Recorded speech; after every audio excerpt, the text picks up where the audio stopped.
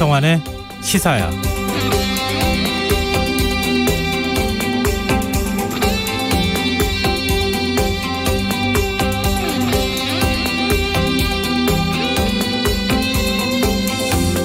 안녕하십니까. 시사평론가 김성환입니다.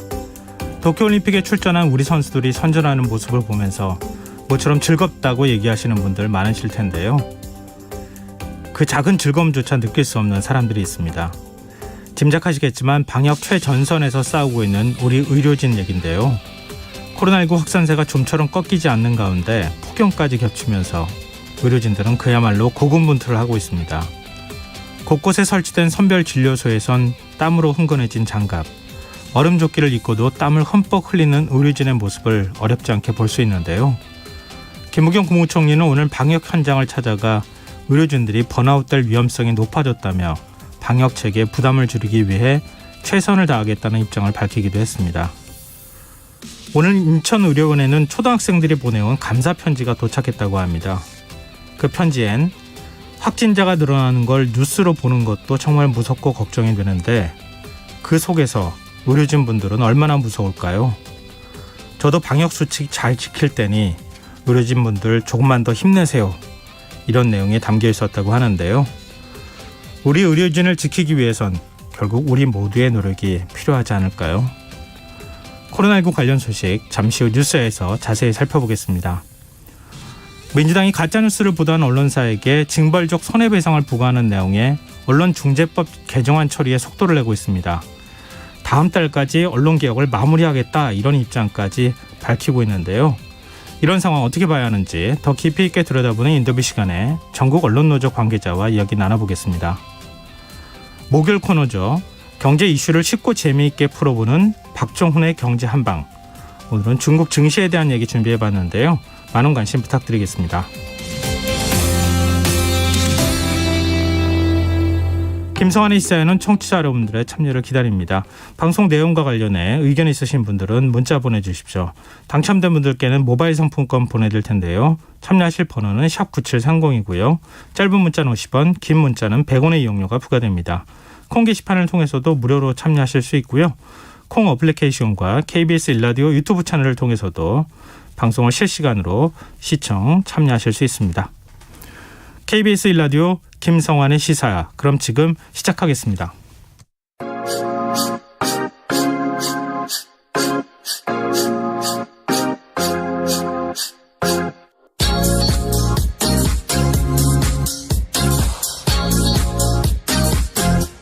KBS 일라디오 김성환의 시사야.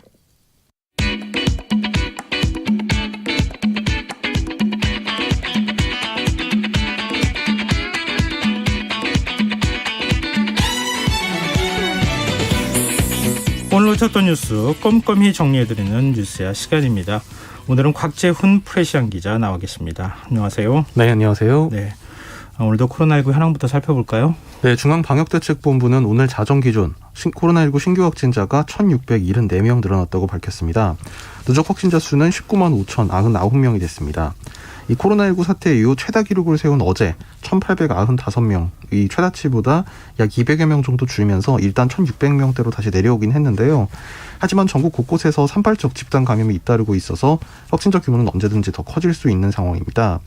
오늘 신규 확진자 가운데 지역 발생 확진자는 1,632명이었고 이 가운데 수도권 비중은 65.1% 그리고 비수도권은 34.9% 조금 떨어졌습니다.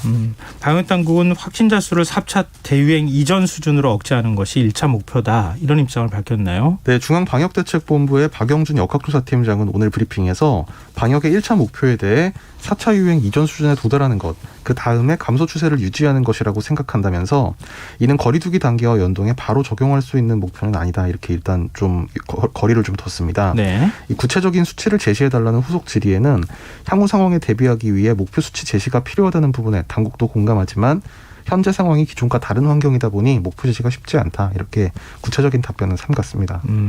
김부겸 국무총리는 방역 현장을 찾아서 의료진들의 번아웃을 걱정했어요. 네, 김부겸 총리는 오늘 인천 서구, 인천 아시아드 주경기장 예방접종센터 또 임시 선별검사소 등을 차례로 방문해서 방역 상황을 점검했는데요.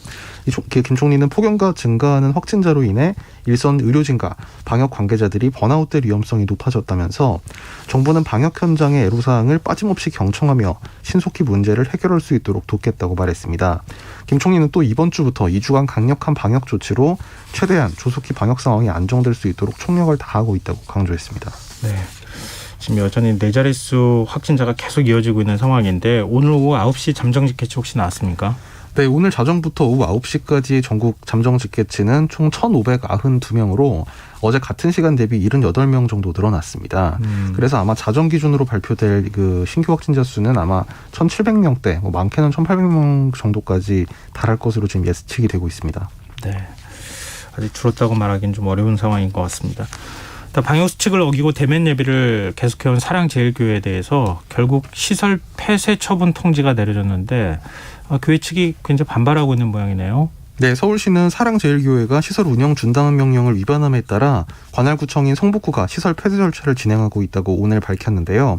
서울시 송은철 방역관은 오늘 코로나19 온라인 브리핑에서 감염병 예방법에 따라 성북구가 사랑제일교회 폐쇄 조치를 위해 청문 등 관련 절차를 진행하고 있다고 밝혔습니다.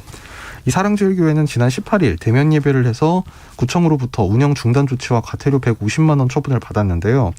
교회 측은 서울행정법원에 집행정지 신청을 했는데 지난 24일에 이게 기각됐고 그럼에도 25일에 대면 예배를 강행해서 방역조치 위반 그리고 시설 운영중단 명령을 재차 위반한 지금 상태입니다.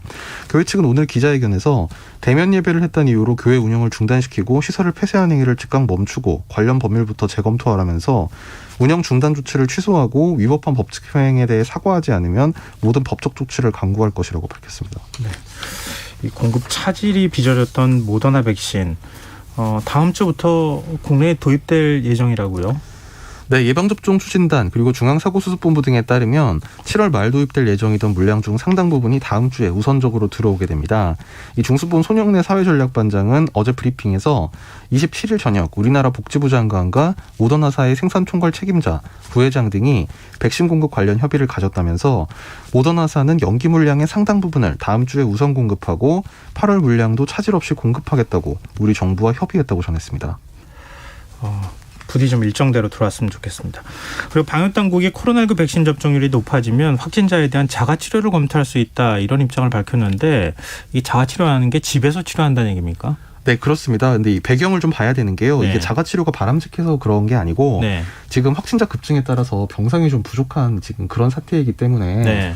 혹시 이런 자가치료 같은 것도 좀 검토할 수 있느냐 이런 기자 질문이 나온 데 대해서 오늘 이제 중수본의 손영래 사회전략반장이 브리핑을 하면서 이 자가치료가 생활치료센터에서 관리하는 것보다 주변으로 전파 위험이 높기 때문에 기본적으로는 시설 입소가 방역에 도움이 될 것이라고 본다면서도 다만 이제 예방접종률이 올라가고 특히 젊은 연령대 확진자 치명률이 상당히 낮다는 부분을 고려해서 재택 자가치료를 확대해야 한다는 전문가 의견도 많이 나오고 있어서 고민하고 있다 이렇게 밝혔습니다. 네.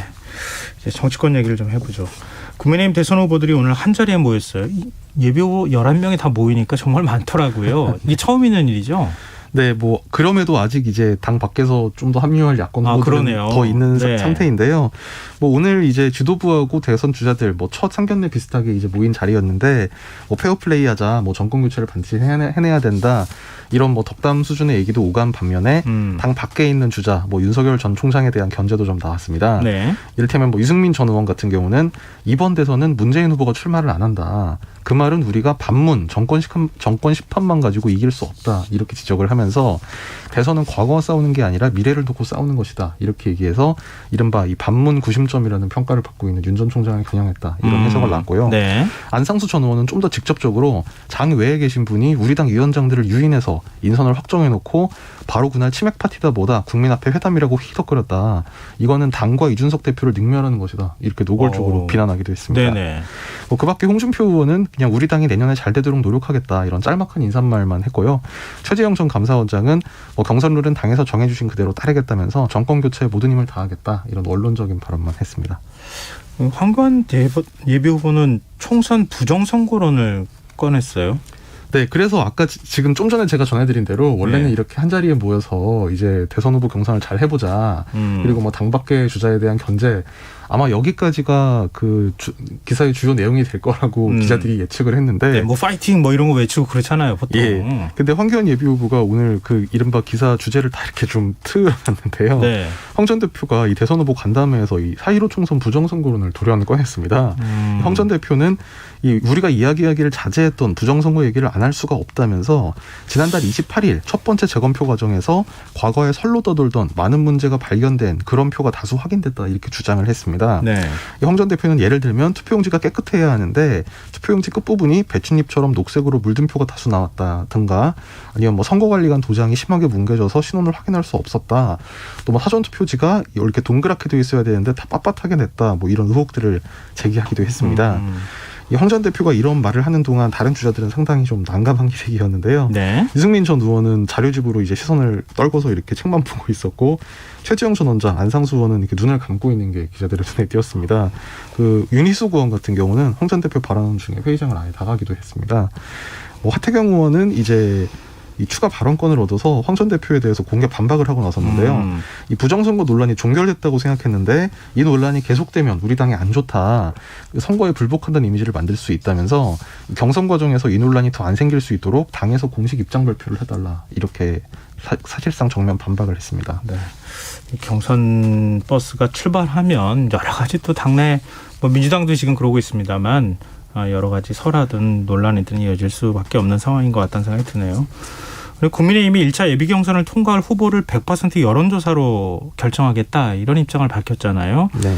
이 후보별로 득실이 어떻게 되는 겁니까? 이렇게 되면. 그리고 또 본경선은 지금 아직까지 확정된 건 아니죠. 원래 네, 당원당 규상은 50대 50인 거죠. 맞습니다. 본경선은 아직 확정된 게 없고요. 본경선 룰은 이제 말씀하신 대로 당원 50%, 여론조사 50% 이렇게 하게 돼 있고 네. 아직까지 당 지도부하고 이 서병수 경선관리위원장은 이 그 본선 룰 변경에 대해서는 아직 좀 보수적인 그 변경하지 않고 그건 또 당원 당규로 바꿔야 되는 사안이니까 하니까. 네, 그리고 1차 예비 경선 지금 11명 또는 11명 플러스 알파가 될 이 예비 후보들 가운데 1차로 8명을 걸러내는 컷오프, 사실 8명도 상당히 많긴 하지만요. 네. 8명을 걸러내는 컷오프 예비 경선을 100% 여론조사로 한다. 이게 어제 발표가 된 거고요. 네. 오늘 아침에 최고위원회에서는 그래서 이걸 그대로 승인하는 게 아니고 원래는 100% 여론조사로 하면서 이른바 역선택 방지 조항은 고려를 하지 않기로 했습니다. 네. 그래서 뭐 민주당 지지자, 뭐 정의당 지지자도 다 이제 여론조사에 그 말하자면 포함이 되도록 하기로 했는데 네. 오늘 아침에 있었던 국민의힘 최고위원회에서 역선택 방지 조항을 넣어야 된다. 그래서 타당 지지자는 좀 제외하는 방향으로 다시 만들어 와라. 이렇게 다시 한번 내려보낸 상태입니다. 그 김재원 최고위원이 민주당 그 투표인단에 참여하겠다, 선거인단에 참여하겠다 이렇게 얘기를 해서 논란이 좀 빚어지기도 했었잖아요. 맞습니다. 네. 그래서 아무튼 지금 그래서 주자별 득실을 좀 따져보면요. 일단 기본적으로 100% 여론조사로 한다는 것 자체는 이제 뭐 전현직 의원 등 정치인 출신 또 당에 오래 있었던 다선 의원 출신 이런 사람들보다는 외부 영입 인사, 정치 신인들한테 좀 유리하다. 이런 평가가 많을 텐데요. 네. 다만 이제 이른바 그 역선택 방지 조항을 넣느냐 안 넣느냐, 요거는 사실 정치 신인이 아니냐보다는 좀 그 말하자면 현재 지금 지지율이 얼마나 높게 나오냐, 어떤 면에서는 요거랑 좀 더 연관성이 있기 때문에요. 네. 그러니까 이거는 사실 누구에게 특별히 유리하다 불리하다 이 부분이 명확하게 검증은 안 된 상태이기 때문에, 왜냐하면 이제 예를 들어서 원래는 당에 오래 있는 사람이 역선택 방지 조항을 넣으면 오히려 유리할 것 같지만 네. 실제로 이제 그 전체 여론조사를 해봤을 때에 이제 그 지지율하고 국민의힘 지지층만 대상으로 했을 때하고 이 지금 선투주자가 야권에서는 윤석열 전 검찰총장인데 네. 국민의힘 지지만 놓고 오면 오히려 더 올라가는 현상이 나타나기 때문에 이 부분은 뭐 특별히 유불리를 좀 판단하기는 아직까지는 어려운 면이 있는 것 같습니다. 본격적인 룰싸움에 좀 들어가지 않을까 싶네요. 이게 지금 이제 시작이니까. 이준석 대표는 오늘도 윤석열 전 검찰총장이 입당을 압박하는 발언을 계속 이어갔어요. 네, 이준석 대표는 오늘 아침 라디오 인터뷰에 나와서 이른바 경선 버스 출발에 대해서 이제 5만 가지 얘기를 다 했는데 어쨌든 밀어붙여도 되지 않느냐. 그러면 긴가민가 하던 분들도 개의치 않고 시작하면 경선 스케줄에 따라 움직이게 될 것이다. 이렇게 얘기를 하는가 하면 또 이제 국민의힘 소속 당협위원장들이 윤석열 전 총장 캠프로 그 선거 캠프에 가서 이제 직함을 받고 활동하는 데 대해서 이 소명 과정 중에 있지만 오히려 8월 입당을 하지 않으면, 그러니까 윤 전 총장이 8월 입당을 하지 않으면 그분들을 데려간 게 무리수이기 때문에 무조건 8월이라고 생각한다, 입당이. 이렇게 딱 얘기하고 못을 박았네요. 예. 8월로. 그리고 만약에 그래서 8월에 그 입당이 이루어지지 않으면 어떡할 건가요? 진행자가 이렇게 물어보니까 그러면 싹 다 징계해야 된다, 이렇게 얘기를 하기로 했습니다. 일단 8월 중으로 들어와라, 이런 이제 압박의 메시지를 보낸 건데 윤 전 총장 측 입장 혹시 나온 게 있습니까?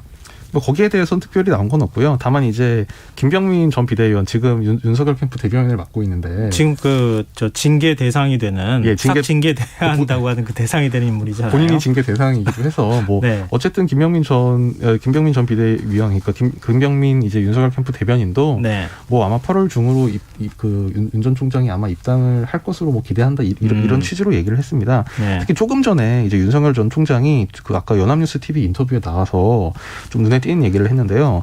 제가 국민의힘에 입당한다면 정권 교체를 위해 하는 것이다, 이렇게 얘기를 하면서 국민의힘과 손잡고 국민의힘에 입당한 상태에서 선거에 나가도 나가야 하는 거 아니겠느냐, 이렇게 상당히 입당 쪽으로 뭐 이거는 뭐 뉘앙스 정도, 그 뉘앙스나 뭐 이렇게 시사한다, 이렇게 해석하는 게 아니라 어쨌든 반드시 입당을 하겠다, 뭐 이런 입장을 사실상 밝혀서 아마 이제 그 입당 관련해서는 지금까지 나온 것 중에 가장 센 발언이 나온 것 같습니다.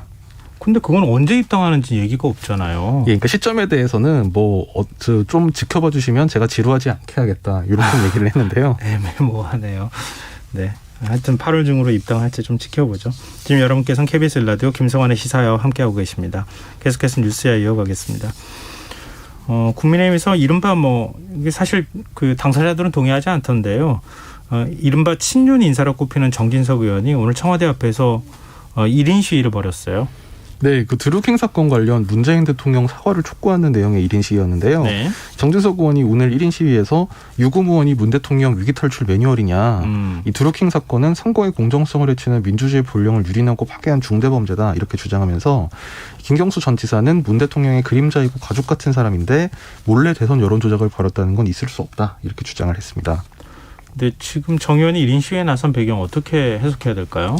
그러니까 지금 대선을 앞두고 이제 말하자면 이 문재인 정부의 그 탄생이 된 대선의 정통성, 여기에 대해서 지금 문제 제기를 하는 야권의 전략으로 보이고요. 네. 이 문재인 대통령을 겨냥해서 이른바 몸통이다, 이제 이런 주장을 하면서 이 반문 전선을 좀 결집시키려는 게 아니냐, 뭐 정치적으로는 이런 해석을 낳고 있습니다. 특히 반문 전선 관련해서는 아까도 어떤 다른 계기에 언급을 했지만 이 윤석열 전 총장이 이른바 반문 구심점으로 야권에서 평가가 되고 있는 점, 그리고 지금 1인 시위에 나선 정진석 의원이나 내일 1인 시위를 하게 되는 유상범 의원이 모두 이른바 친윤으로 분류된 인사라는 점, 이 점이 좀 이제 그 눈길을 끌고 있습니다. 윤 전 총장을 지원하기 위해서 한 거 아니냐, 뭐 이런 이제 그 얘기를 듣기도 하던데요. 일단 시위 현장에 윤 전 총장을 비롯해 안철수 국민의당 대표 최재형 감사원장이 지지 방문을 했어요. 네, 3시간 동안 이제 1인 시위를 하는 동안 방금 말씀하신 대로 안철수 대표, 최재형 전 감사원장, 윤석열 전 총장 이런 식으로 요 순서로 지지 방문을 했는데요. 네. 윤 전 총장은 이 중대한 불법이 대법원 최종 확정 판결이 난 이상 국가 최고 책임자로서 국민들께 입장을 표명해야 한다, 이 정전 의원 1인 시위 취지에 동조하면서 여론 조작 측면에서 국정원 댓글 사건과 비교가 안 된다, 이렇게 주장을 하기도 했습니다. 네. 이 정부의 정통성에도 국민이 심각한 의문을 갖게 되는 것이라 선거의 최대 수혜자로서 반드시 입장을 표명해야 한다, 이렇게 문 대통령을 겨냥하기도 했습니다. 이 최재형 전 원장도 비슷하게 이 대의민주주의의 근간이라고 하는 선거제도를 흔드는 여론 조작은 절대 안 된다면서 대통령께서 분명한 입장 표명과 사과를 안 하신다면 앞으로 이런 일이 다시 안 벌어진다는 보장이 없다, 이렇게 주장을 했습니다.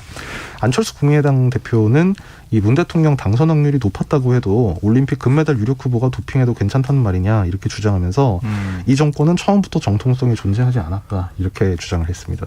지금 선명성 경쟁을 하고 있는 거 아닌가, 이런 생각도 드는데요. 지금 국민의힘과 합당 실무협상이 결렬된 이후에 이준석 대표가 안철수 대표에게 만나자, 우리가 그냥 대표 대 대표로 풀어보자, 뭐 이런 식의 입장을 밝혔잖아요. 근데 안 대표가 이 대표 만나지 않으면서 1인 시위 찾아간 배경 어떻게 봐야 될까요? 뭐 요거는 이제 아무래도 안 대표 본인의 어떤 대선 관련 좀 행보로 해석이 되는 면이 있고요. 예. 왜냐하면 이제 안 대표는 본인이 이제 2017년 당시에 뭐 본인이 스스로 뭐 그 2017년 대선 당시에 이 대선은 뭐 문재인과 안철수의 싸움이다 스스로 본인이 그렇게 얘기를 했는데 결과적으로 본인이 드루킹 사건의 최대 피해자가 됐다 이렇게 주장을 하고 있거든요. 네.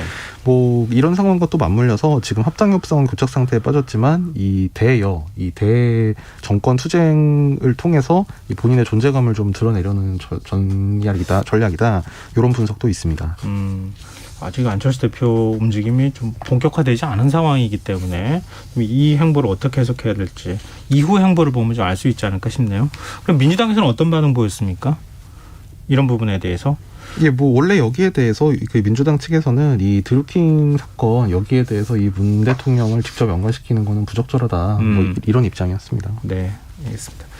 그리고 오늘 떠들썩했던 이슈인데요. 서울 종로구에 있는 한 중고서점 외벽에 이거 어떻게 표현해야 됩니까? 그러니까 뭐 줄리라고 윤석열 전 검찰총장의 부인의 뭐 과거 사생활에 대해서 좀 성적인 모욕성, 그러니까 뭐 그 내용은 본인이 밝히지 않았다고 지금 주장하고 있어서 그냥 줄리라고 하는 표현만 등장한 거잖아요. 근데 그거 본인 주장이고요. 그 누가 봐도 알 수 있는 거고 사실상 이제 김건희 씨의 그 과거에 뭐 어떤 누구를 만났다 뭐 이런 내용으로 비난하는 내용의 벽화가 한 중고서점 외벽에 이제 설치가 돼서 논란이 됐습니다. 국민의힘과 정의당에서는 상당히 비판하는 목소리를 냈어요. 뭐 당 차원의 입장이 나오지 않은 거는 뭐 다 마찬가지인데요. 네. 이 당 소속 정치인들은 다 이제 입장을 내고 있는데 사실 민주당에서도 김상희 국회 부의장이 누구를 지지하냐 아니냐를 떠나서 표현의 자유를 넘어서 명백한 인권 침해다 이렇게 비판을 했습니다. 김상희 부의장은 시중에 떠도는 내용을 공개 장소에 게시해 일방적으로 특정인을 조롱하고 논란 대상이 되게 하는 것은 대단히 유감이라고 지적을 했는데요. 이 국민의힘에서는 이제 이준석 대표가 기자들과 만난 자리에서 후보자에 대한 검증이라면 이 아주 위법적인 사안이나 직을 수행하는 데 장애가 되는 걸 지적하는 건 검증이라 할 수 있지만 벽화나 이런 걸 바탕으로 한 조롱, 음해 행위는 유권자 표심에 오히려 그거를 한 분에게 부정적인 영향을 미치고 지탄이 갈 거라고 생각한다. 이렇게 비판했습니다. 정의당에서는 강민진 청년당 대표가 여성 혐오적 흑생선전이다. 이렇게 비판하면서 줄리 의혹이 어떤 의미 있는 검증이라는 주장 이면에 사실은 여성 혐오와 성추문에 대한 호기심이 가득하다는 것을 증명해 줄 뿐이다. 이렇게 비판했습니다. 근데 지금 벽화를 제작한 건물주는 어떤 입장입니까? 철거하지 않겠다는 입장입니다. 기자들하고 접촉을 좀 피하고 있는 모양이던데요. 이 뭐 기자들 오늘 이제 연합뉴스 통신사하고 이제 전화 인터뷰를 한 걸로 이제 보도가 됐는데요. 네. 뭐 본인은 어떤 정치적인 취지에서 뭐 이런 벽화를 설치하게 됐다라고 본인 입장을 설명했는데 어쨌든 윤 전 총장 캠프에서 이 철거를 요청하고 있는 상태인데 철거하지 않겠다 이런 입장입니다. 그 주변에 뭐 유튜버들이 찾아가서 차를 가지고 뭐 벽화 가리고 또 뭐 교통에 방해가 된다 뭐 여러 가지 하여튼 시끄러운 일들이 벌어지고 있는 모양이에요. 보니까 이게 좀 정리가 좀 됐으면 좋겠어요. 사실은 이게 그렇게 썩 좋은 논쟁은 아니잖아요. 사실 이제 뭐랄까요 그러니까 이 주제에 대해서 그러니까 예를 들면 과거에 어떤 범죄 행각이 있었다거나 아니면 그 결혼 이후에 뭐 이제 말하자면 공직자인 남편의 어떤 권위나 권력을 그렇죠. 부당하게 이용했다 네. 이런 차원이 아니고 뭐 과거에 누구를 만났다는 게 한 사람을 좀 비난하려고 하는 의도가 뭐 물론 이제 윤 전 총장 측에서는 전혀 사실 무근이라고 얘기를 하고 있는데 사실 뭐 사실이면 어쩌라는 거냐라는 생각이 있습니다. 네, 이게 대체적인 언론의 시각이 아닐까 지금 곽 기자가 그런 시각을 좀 전해준 것 같은데요. 윤 전 총장 측은 굉장히 강하게 대응하는 모습이에요. 네, 윤 전 총장이 조금 전에 이제 연합뉴스 TV랑 인터뷰를 했는데 이 관련 질문이 나왔는데요. 이제 그림 그린 사람이 혼자 한 행위라고 봐야 하냐, 저 사람들 배후에 어떤 사고 방식이 있나, 이제 이런 좀 말하자면 한탄성 입장을 밝혔습니다. 또 그러면서 최근 이제 이 부인 관련 네거티브 공세에 대해서 고소전으로 지금 적극 대응을 하고 있는데요. 네. 그 이유에 대해서 가족 문제를 넘어서서 여성 인권 문제이기 때문에 좌시해서는 안 된다고 판단했다. 이렇게 말했습니다. 네, 알겠습니다. 이 논쟁이 어디까지 갈지 모르겠네요. 전 뉴스아이 여기까지 하겠습니다. 지금까지 곽재훈 프레시안 기자였습니다. 고맙습니다. 감사합니다.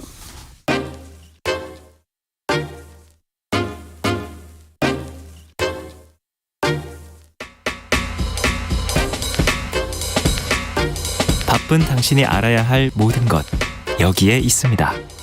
KBS 1라디오 김성환의 시사야.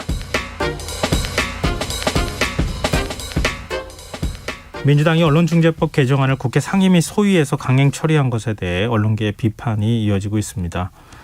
전국 언론 노동조합을 비롯한 언론 현업 4개 단체는 공동 성명을 내고 위헌적 법률 개정을 중단하라 이렇게 촉구하기도 했는데요. 전국 언론 노동조합 윤창현 위원장 연결해서 언론중재법을 반대하는 이유가 무엇인지 조금 더 자세히 얘기 들어보겠습니다. 위원장님 안녕하십니까? 네, 안녕하세요. 네. 그냥 그 본론으로 바로 여쭤보겠습니다. 언론중재법과 네. 관련해 가장 큰 문제라고 생각하시는 부분이 어떤 조항입니까? 기억하실지 모르겠지만 저희 오늘 성명을 낸 현업 4단체가 3월 달에 예.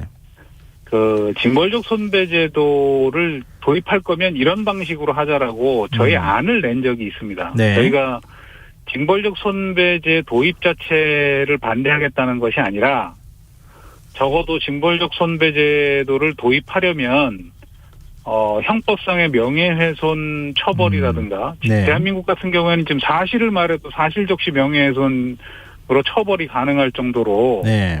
그 표현의 자유라든가 그 말할 권리에 대한 위축을 가할 수 있는 법적 장치들이 되게 많습니다. 네. 그런 것들에 대해서는 전혀 정비되지 않고 여기에 징벌적 손배제가 가중되는 것은 언론에 대한 규제의 무게가 균형을 상실한다고 본 겁니다. 징벌적 손배제도를 도입할 거면 이런 사전 정비가 있어야 하고 네.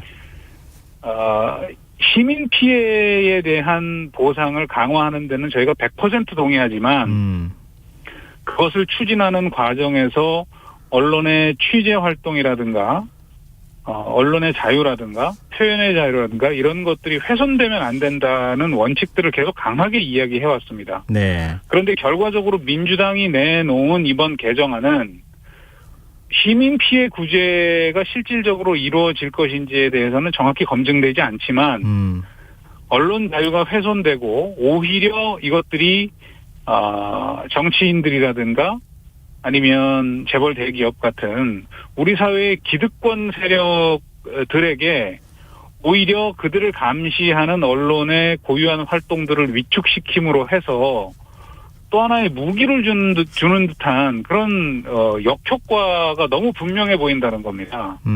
그런 차원에서 저희가 반대할 수밖에 없습니다. 이 개정안을. 네. 그 언론노조 차원에서 민주당 측에 이런 의견 전달 혹시 안 하셨습니까? 여러 차례 했죠. 여러 차례 했고, 예. 이런 식으로 가면 안 된다라는 의사를 제가 최근에도 민주당 그 미디어 특위 쪽에, 여러 번 말씀을 드렸습니다. 근데 저희 말을, 현업 언론인들의 말을 귀담아 듣지 않으시더군요. 그리고, 가장 큰 문제는요, 문체위 소위를 통과할 때까지 저희 네. 현업 언론인들이 정확하게 민주당이 제시하는 언론중재법 개정안의 최종안이 뭔지를 정확히 몰랐어요. 왜냐하면 보통 입법을 할 때는 입법 공청회라든가 이런 것들을 통해서 어떤 부분을 어떻게 고칠 때 이게 사회적으로 어떤 변화가 오고 어떤 파장이 예상되고 이런 것들을 다 논의하지 않습니까? 네. 그런 과정이 충실하게 이행되지 않고 미디어 특위 내부에서 뚝딱뚝딱 해가지고 어느 날 이게 개정안이라고 던져지고 거기에 대해서 언론 보도가 나오고 누가 문제를 제기하면 그래? 그러면 또 이렇게 고쳐봐야겠다. 또 거기에 대해서 반대 의견이 나오면 또 이렇게 고쳐봐야 되겠다 하면서 안이 계속 바뀌어온 겁니다. 그러니까 이게 제대로 된 논의 과정을 공론화 과정을 거쳤다고 보기 어려운 법안이라는 거죠. 네. 지금 앞서 말씀하신 것처럼 도입 자체를 반대하는 것은 아니다. 그러나 네네. 나머지 이제 현재 있는 법안들을 정비하지도 않은 채 징벌적 손해배상제까지 도입을 하게 되면 기득권 세력에게 또 하나의 무기를 주는 것이나 다름없다 이렇게 표현하셨는데요. 네네. 이 기득권 세력에 또 하나의 무기가 될 만한 조항이 어떤 겁니까? 저희가 언론노조가 이제 징벌적 손배제도 관련해서 법률 대안으로 내놓은 것이 권력 감시 기능을 위축시키지 않기 위해서 재벌 대기업 공무원 또 대통령이나 국회의원 같은 정치인들 네. 이런 사람들은 언론 보도에 관련해서 손해배상을 청구할 수는 있지만 징벌적 손해배상은 청구하지 못하도록 대상에서 아예 빼자라는 의견을 민주당 쪽에 제시를 했습니다. 네. 그런데 지금 만들어진 법안은 5배에 한한 징벌적 손배를 청구할 수 있는 대상에 이 저희가 말씀드린 사회 기득권층을 다 포함시켜놨고 물론 단서 조항을 하나 달아놨어요. 예. 악의적으로 악의, 예. 그 허위조작 보도를 했을 경우에 악의라는 말을 하나 집어넣어놨죠. 근데 그것도 대단히 자의적인 것이고 입증 책임이 대부분 언론에 넘어와 있기 때문에 이 향후에 민주당은 선의로 한다고 하지만 실제 다른 법률을 봐도 그 선의대로 법률이 작동하느냐 절대 그렇지 않거든요. 어떤 사람이 어떻게 쓰느냐에 따라서 이것들은 엄청난 부작용을 부를 수 있다고 생각합니다. 네. 지금 이제 그 사실 확인 차원에서 좀 여쭤보고 싶은 부분도 같이 이제 포함해서 제가 여쭤보고 싶은데요. 네. 악의를 입증하는 것은 지금 민주당 안을 보면 지금 그 공직자라든가 아니면은 대기업 네네. 주요 주주나 임원 이런 사람들이 스스로 입증을 하도록 원고가 입증하도록 돼 있는 걸로 알고 있거든요. 그게 이제 일부 완화가 됐죠. 근데 지금 민법 체계에는요. 예. 기본적으로 전체적으로 손해배상을 청구할 때 고의 중과실의 입증 책임이 기본적으로 원고에 있습니다. 그러니까 이것들을 새삼스럽게 그 입증 책임을 전환하려다가 여러 그 현업 언론인들이나 법조계에 의해서 이건 문제가 있다라고 계속 지적을 받고 그럼에도 불구하고 전체 조항을 통해서 원고에게 입증 책임이 있다는 부분이 상당히 완화된 부분이 있어요. 그 고의 중과실의 추정이라는 조건들을 보면 네. 이게 뭐냐면 고의 중과실에 해당할 경우에 징벌적 손배로 5배까지 배상하는 거지 않습니까? 그러면 네. 어떤 게 고의 중과실이냐라는 것들을 추정하도록 하는 조건을 넣어놨어요. 저는 이것 자체가 굉장히 큰 문제라고 보는데 네. 기본적으로 우리 법 체계에서는 무죄 추정의 원칙이 있지만 네. 일부 제조물 책임법 같은 경우에는 이렇게 그 과실을 추정하는 대목이 있기는 합니다. 그런데 언론에 대해서 이런 식으로 과실을 추정하는 조항을 집어넣어 놓으면 법률의 명확성의 원칙이 크게 떨어지게 되죠. 그리고 그 과정을 통해서 원고가 입증해야 되는 책임이 상당 부분 언론에 돌려지게 되는 겁니다. 이렇게 추정이라고 하는 조항이 결국 나중에 네. 가서는 언론 자유를 침해하는 결과로 이어질 가능성이 높다 이렇게 말씀을 해주셨는데요. 네네. 예를 들면 이제 그 악의를 입증하는 것에 있어서 악의가 무엇이냐 이게 허위 네네. 조작 보도로 인하여 손해가 발생할 것을 인식한 경우, 그러니까 명백하게 인식한 상태에서 가짜뉴스나 허위 조작된 보도를 하게 될 경우나 지속적이고 반복적인 경우에 보복성 조작 보도를 하는 경우에 회복하기 어려운 손해를 입은 경우 이런 게 이제 포함이 되는 것으로 이렇게 규정을 하고 있더라고요. 법률을 하나 제가 예를 들어서 설명을 해드릴게요. 네. 그 고의 중과실 추정 규정의 두 가지가 굉장히 심각하게 문제가 됩니다. 하나는 법률을 위반해서 취재를 한 경우 이런 그런 조항이 들어가 있을 거예요. 찾아보시면. 네.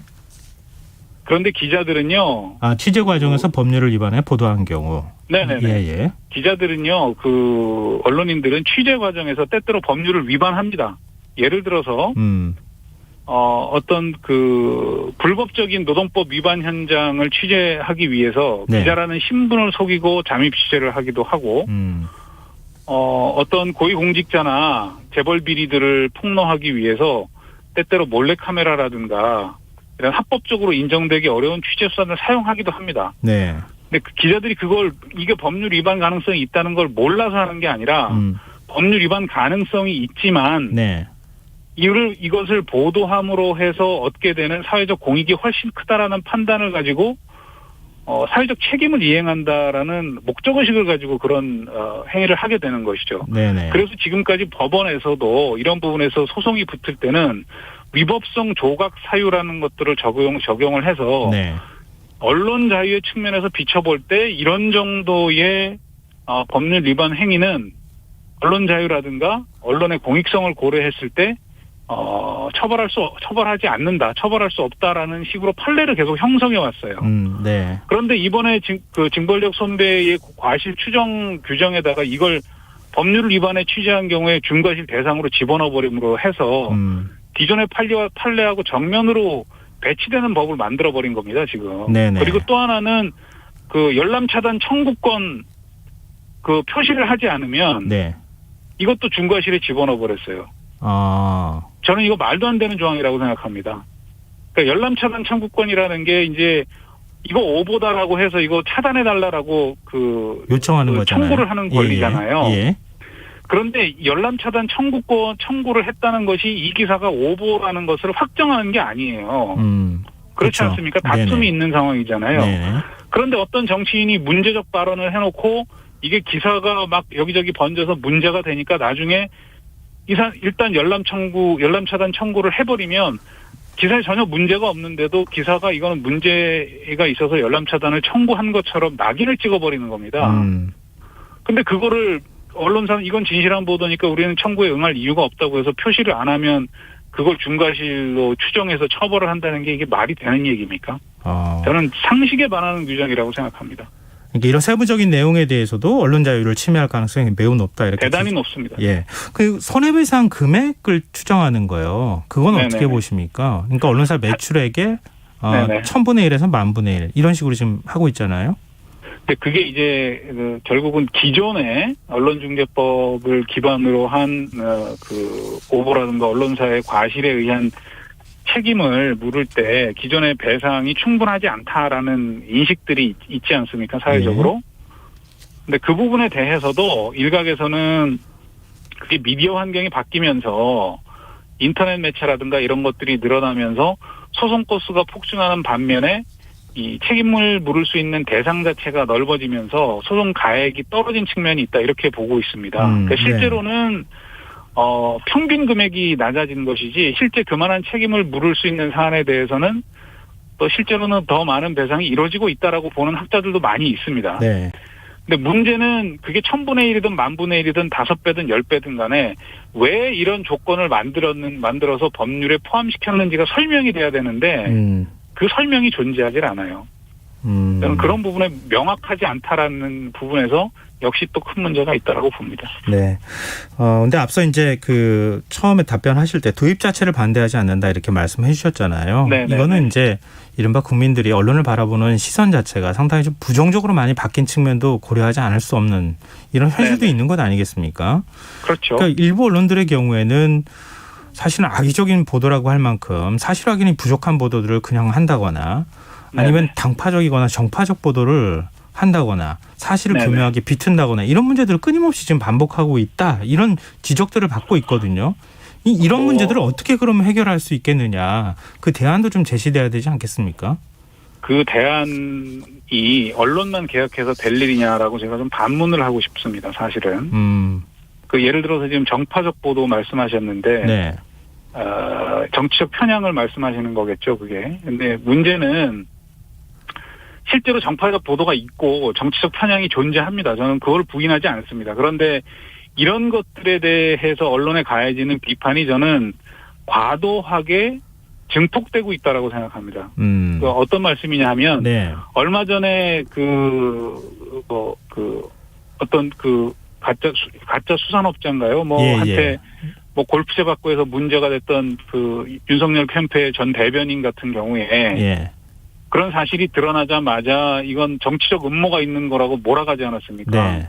음모가 있는 보도라고 몰아가지 않았습니까? 또 반대쪽에서는 예를 들어서 민주당 강성 지지자들 같은 경우에 조국 장관과 관련한 비판 보도가 나오면 이거 또 검찰과 언론이 어떻게 모의한 거 아니냐 이런 식의 시각을 가지고 실제 사실 여부에 대한 검증에 상관없이 자기가 지지하는 정치 세력이나 진영에 유리하지 않으면 무조건 오보로 몰아가는 네네. 진영 논리가 한국 사회에 굉장히 크게 작동을 하고 있는 것 또한 사실입니다. 네네. 그러니까 이런 부분들을 같이 바로잡지 않으면 언론 개혁이라는 것이 방향을 잃고 엉뚱한 방향으로 전개될 수 있다. 저는 지금 네. 이 징벌적 알겠습니다. 손해배상제도 문제도 그 연장선에서 굉장히 정파적으로 소비되고 있다고 생각합니다. 근데 지금 말씀하신 거에서 역으로 생각하면 언론이 그런 걸 조장하고 있는 것 아니냐 이런 반론도 있을 수 있을 것 같은데 시간상 이제 더 얘기하기는 그럴 것 같고요. 앞으로 어떻게 네. 대응하실 계획이십니까?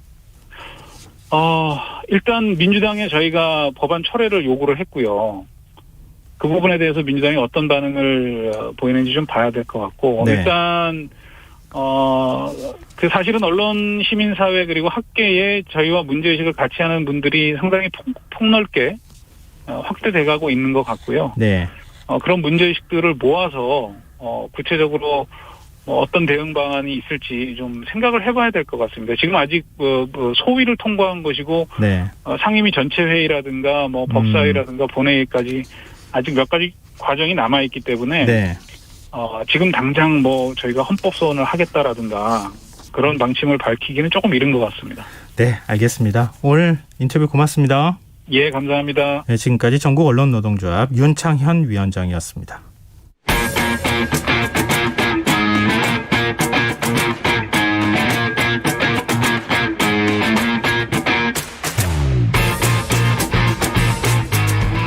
경제정책부터 실물경제와 투자까지 어려운 경제 이야기 알기 쉽게 풀어보는 시간입니다.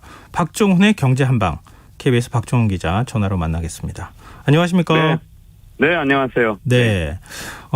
최근 이틀 새 조금 회복되긴 했는데요. 중국 증시가 좀 혼란스러운 양상을 보이고 있어요. 지금 중국과 홍콩 증시가 급락했다가 다시 또 뭐 좀 반등하는 모양이 보이기도 하는데 왜 이런 일이 벌어진 겁니까? 네, 이 홍콩 증권거래소를 대표하는 지수가 이 항생 지수잖아요. 예. 그런데 지난 26일 같은 경우에 4.1%가 떨어지고 또 27%에 4.3%가 급락을 했는데 이렇게 떨어진 게 2020년 5월 이후에 1년 만에 최악의 급락세였거든요. 네. 물론 이제 28일 그리고 오늘까지 이렇게 3% 상승하면서 어느 정도 폭락세가 좀 끝나긴 했는데 일단 이번에 왜 주가가 폭락했냐가 굉장히 중요한데요. 네. 이게 중국 정부로부터 시작됐다는 게 좀 문제입니다. 이 사교육에 대해서 초강력 조치를 취했는데 예.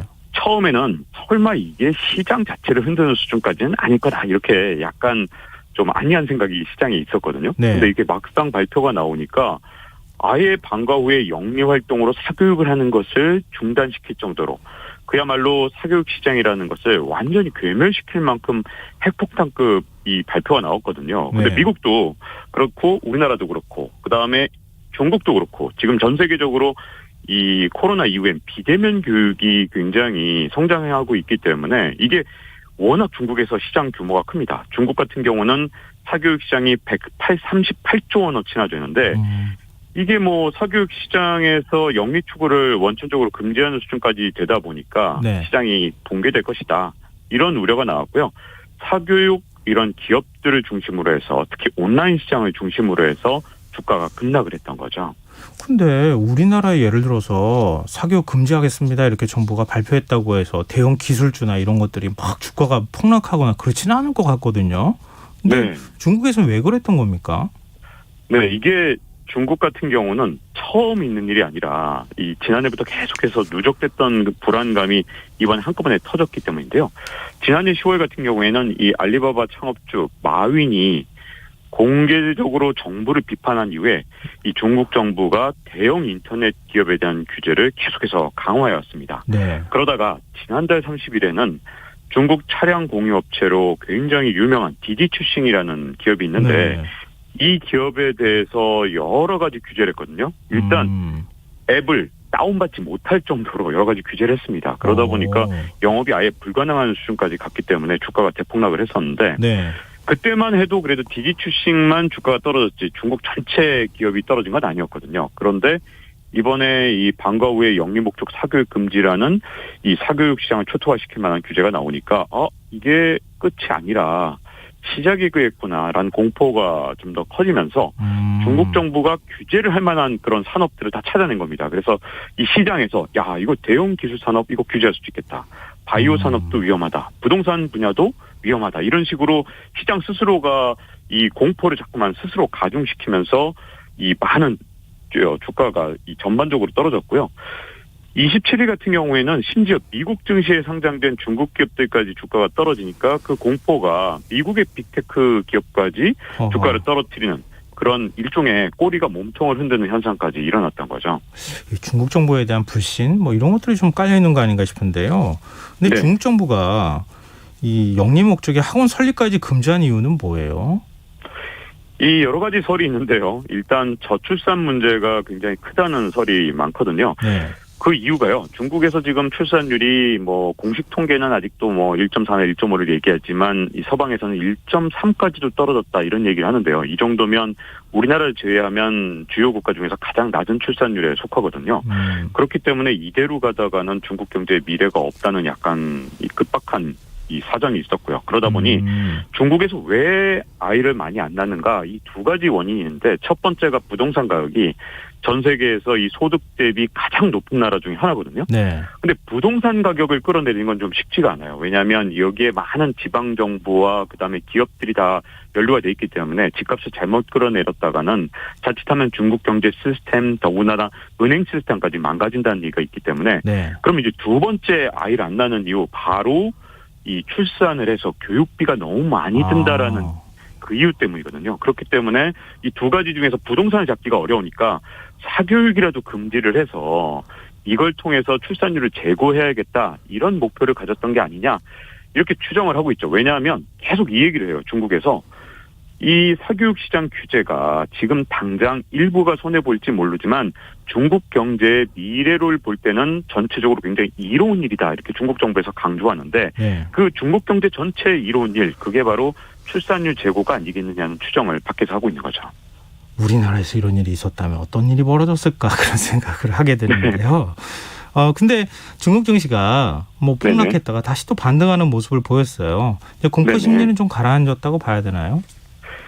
네, 일단 이 가라앉은 이유가 뭐냐면 네. 이 중국의 이제 뭐 언론 같은 경우에 예를 들어서 인민일보라든가 아니면 인민일보 계열사들은 사실상 공산당 기관지나 다름없기 때문에 네. 여기에 나온 기사는 거의 정부의 입장이나 다름이 없거든요. 근데 인민일보 계열사인 증권시보에서 일면 기사로 아주 크게 실었는데 최근에 주가 하락은 일부 투자자들이 정책을 잘못 읽은 거다. 우리는 시장 자체를 어떻게 뭐 망가뜨리거나 이럴 생각이 없는 건데 너무 심하게 시장이 반응을 한 것이다. 이렇게 계속 얘기를 했고요. 그래서 거기다가 이 다른 대부분의 소비 영역은 성장을 할 것이다. 그래서 이런 표현까지 나옵니다. 인민이 아름다운 생활을 하는 데는 도움이 될 것이다. 이렇게까지 기사를 쓰면서 네. 좀 약간 억지로 시장을 안정시키려는 노력들이 좀 있었거든요. 네.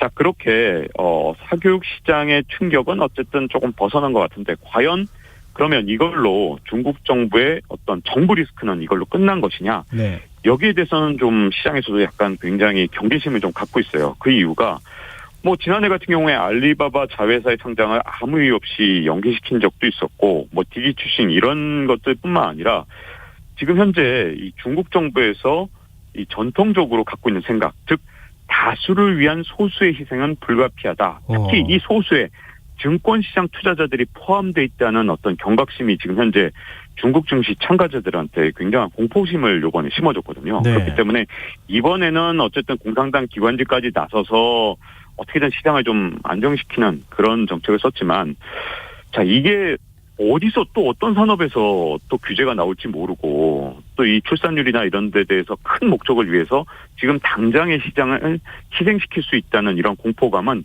사실은 이 자본주의 체제인 어떤 증권시장에 정부 리스크라는 것이 존재한다는 건 어떻게 보면 상당한 공포감이거든요. 그렇기 때문에 근본적인 문제가 해결됐다기보다는 일시적으로 시장을 안정시켰다. 이런 정도로 볼 수 있을 것 같습니다. 우리 자본주의 시장 경제 체제하고 좀 다른 체제를 갖고 있는 사회잖아요. 중국은. 네. 이 체제의 근원적인 어떤 리스크가 지금 드러나고 있는 것 아닌가 그런 생각이 그렇죠. 들거든요. 근데 이런 일들이 계속 반복돼 오기는 했잖아요. 그동안에. 네네. 그렇죠. 사실 우리나라 투자자들도 예전부터 투자했던 분들은 정말 기억하실 거예요. 왜냐하면 2007년에 중국 증시가 정말 엄청난 호황을 보인 적이 있었거든요. 맞아요. 자, 지금 오늘 상하이 증시가 한 3,411인데 2007년 그러니까 14년 전 중국 상하이 증시가 6,100을 넘었던 적이 있습니다. 그러니까 네. 14년 전에 지금보다도 거의 주가가 2배 가까이 높았던 건데요. 자, 이게 중국 정부가 만든 버블이고 또 중국 정부가 스스로 꺼트린 버블이었는데요. 어느 정도였냐면 이때 중국이 국유 기업을 많이 갖고 있었고요. 이런 기업들은 시장에 유통되지 않는 주식들이 굉장히 많았습니다. 근데 네. 중국 정부 입장에서 이걸 좀 시장에 비싸게 팔아넘기고 싶었거든요. 그러다 보니까 2006년부터 시장에 자꾸만 불쏘시개를 넣은 겁니다. 예를 들어서 금리를 좀 일부러 확 인하한다든가 돈을 푼다든가 해서 일단 시장을 막 뜨겁게 달궈놨어요. 그런 정부가 다음에 지금 시세 조정을 한 거잖아요. 네, 정부가 나서서 어떻게 보면 그렇게 시세 조정을 했다고 볼 수 있는데 네. 그러니까 주가가 이제 많이 올라갔잖아요. 정부가 소유한 그 지분을 그때 비싸게 팔아 넘겼습니다. 그 목적이 끝나니까 더 이상 시장을 계속해서 유지할 필요가 없잖아요. 그러다 네. 보니 이제 시장을 부양하는 정책들을 이제 좀 그만두니까 그때 2007년 10월에는 6,100을 넘었었는데 2008년 10월에는 딱 1년 뒤죠. 네. 상하이 종합지수가 1,700으로 내려갔습니다. 그러니까 주가지수가 거의 4분의 1 토막이 났는데 네. 중국에서는 그러니까 이 버블을 중국 정부가 스스로 키울 수도 있고요. 또 이 필요성이 다 끝나고 나면 주가가 떨어지기도 하기 때문에 굉장히 정부 리스크가 큰 나라거든요.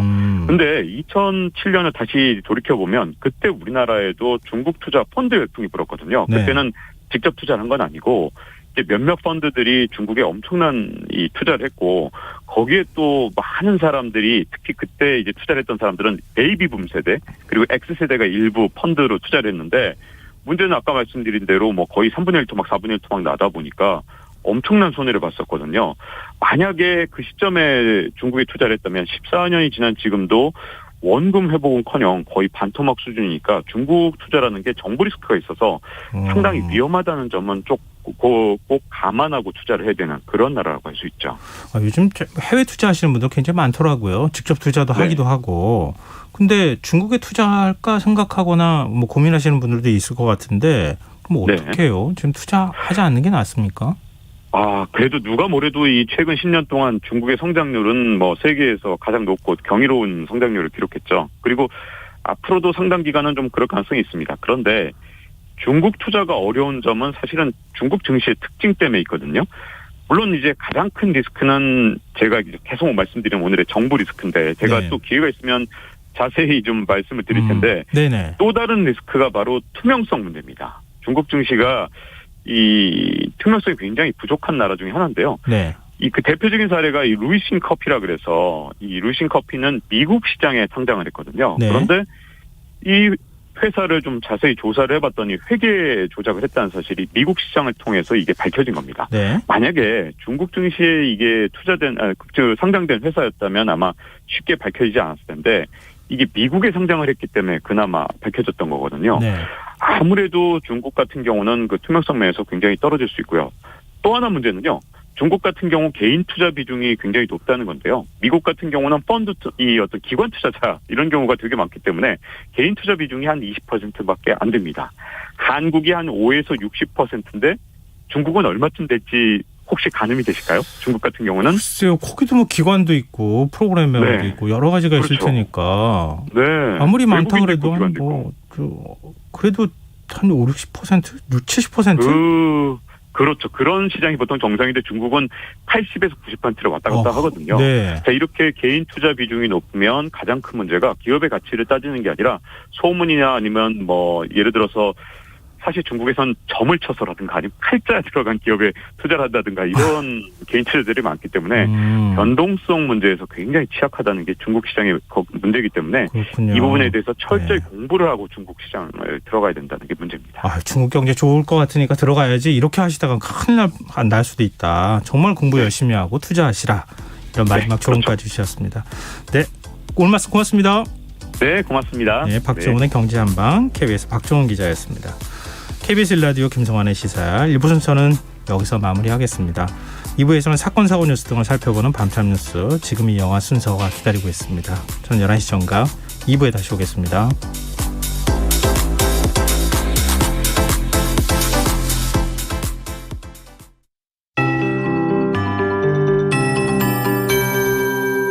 KBS 58분 날씨. 전국 대부분 지역에 폭염특보가 발효됐습니다. 대체로 맑은 날씨가 이어지면서 낮 최고 기온이 35도 내외로 오르겠고 무더위가 지속되겠습니다. 서쪽 내륙 일부 지역